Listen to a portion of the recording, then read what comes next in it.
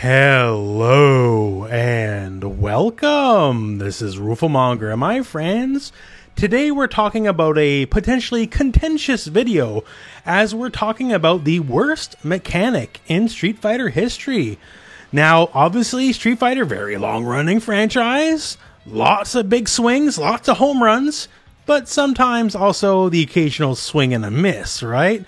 And in this video, that's exactly what I want to talk about, where sometimes Street Fighter didn't hit so hard. So considering the title here, worst mechanic in Street Fighter history, a big part of me just wants to say V-Trigger and then cut to black. But that wouldn't make for a terribly interesting video, now would it? And also, I don't think it's V-Trigger. Yes, in a lot of ways, V-Trigger, it just sucks, right? There's a good reason why people are so hyped for Street Fighter 6, and part of the reason is Street Fighter 6 has no V-Trigger. Thing is, though, V-Trigger is a very across-the-board thing, and while there's certainly some really bad ones that frustrate people, a lot of them are just very bland and inoffensive, honestly, so it's not even across the board. I'm looking at something more character-specific. When you come to character specifics, you might say, healing for Elena in Street Fighter 4, as that's a super frustrating mechanic to fight against, right? But the thing is, that's an actually good mechanic. Good for Elena, not so much good for you, but the mechanic itself is very sound. I'm talking about something that's just actively bad. So, now let's stop beating around the bush here. Who am I talking about? What am I talking about? And my friends, I am talking about Vega and his claw. Vega's Claw is the single worst mechanic in Street Fighter history.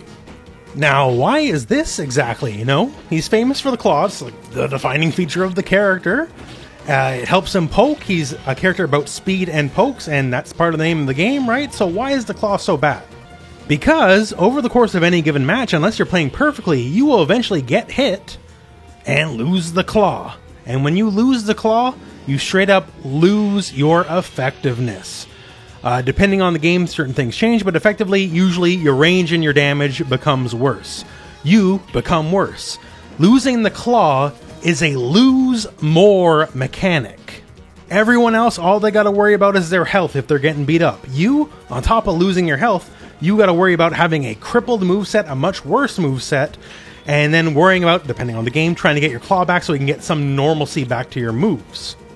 Let's give you an example here in Street Fighter 4. So you can see here I'm going to do light, medium, and then heavy attacks, right? And you can see their damage values on the screen.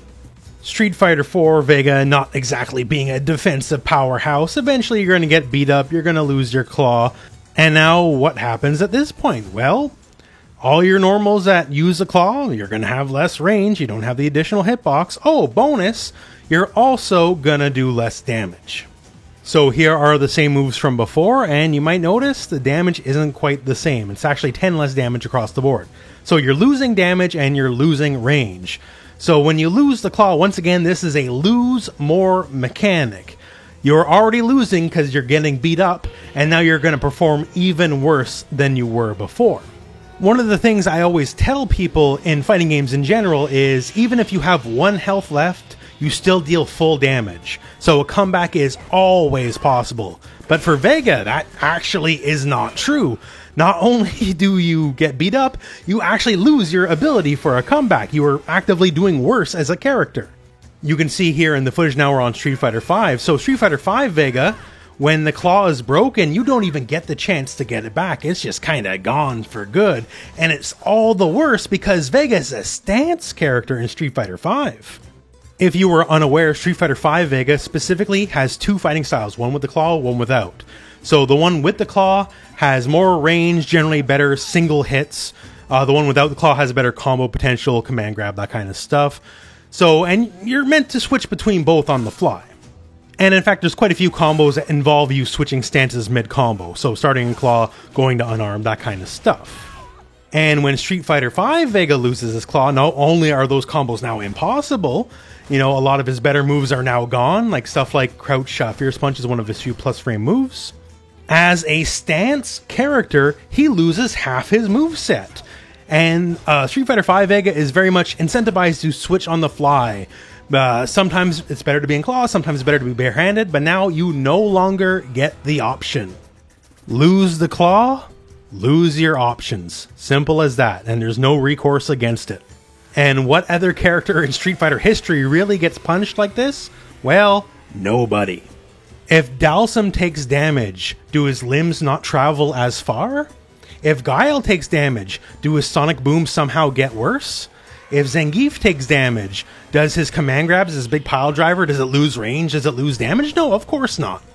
And yet Vega, over the years, he's the one character put in this slot of where if you get beat up, you just get actively worse. And it's not like he's a good enough character to warrant this treatment either.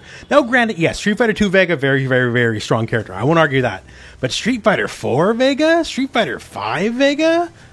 Like, no, these guys do not deserve that at all. The general idea in fighting games, if anything, is the more you get beat up, the stronger you get. That's the comeback mechanic factor, right? Like Street Fighter 4, oh, you get beat up, you get rewarded with your Ultras. Street Fighter 5, you get beat up, you get rewarded with V-Trigger. Tekken, you get low health, you get your rage mechanic. There's like all sorts of fighting games. You get beat up, you get a comeback mechanic. And instead, Vega, he gets to lose more mechanic. Let alone the fact, Vega's Ultra Street Fighter 4 is not great. Vega's V-Triggers Street Fighter 5 definitely aren't great compared to some of the decent ones, let alone the good ones. Everything about the fact Vega loses the claw and therefore loses his power as he's already losing the match is just at odds with good fighting game design, honestly. Now, at this point, it's basically there because it's tradition, right? But that tradition kind of sucks. Now, Vega is not in Street Fighter 6 yet, nor any of the Shadaloo bosses, right? No Bison, no Balrog, no Sagat.